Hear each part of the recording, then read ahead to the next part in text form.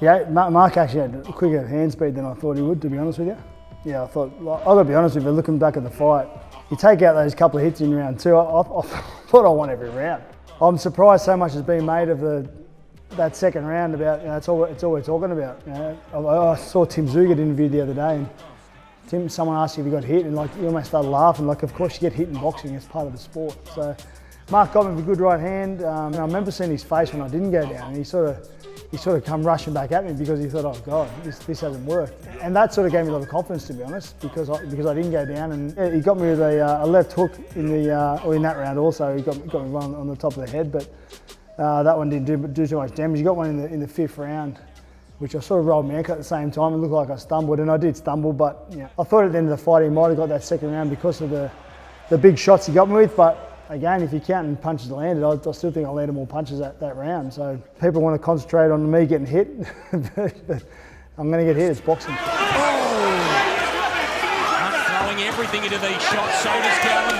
That was when the whole game plan changed. At the end of that round, we had a plan to stay on the outside and just jab him and jab away. But as I said, his hand speed was quicker than we thought, and he was catching me on the way in. So we just changed the plan to going forward, just sit on his chest and didn't even try and hurt him, just try and score punches, and that's what we did for the next 4 rounds. Like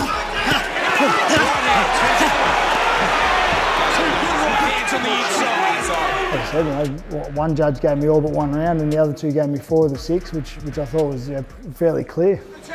Now he's at this punching range for Hunt. Uses his head well, good movement from Gallen. Yeah, well, Gallen's winning the round, so maybe he's doing the right thing. Oh. There's only a few people that have survived punches like that with Mark Hunt, and those guys are at the top of the food chain in terms of MMA, kickboxing and stuff.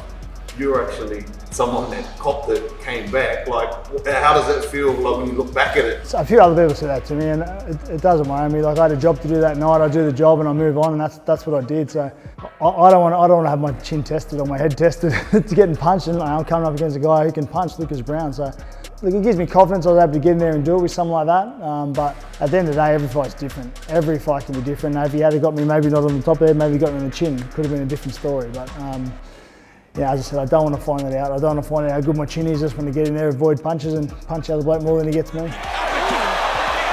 uppercut, Gallen. Gone against actually a lot of actual boxers and fighters. It's not like you're doing NRL charity nights. Well, that's where it put me after beating Mark Hunt. I went from fighting Junior Paulos and guys like that, Buddy Thompson's back in the day, and fighting guys like that to having a fight a bloke who's won, titles.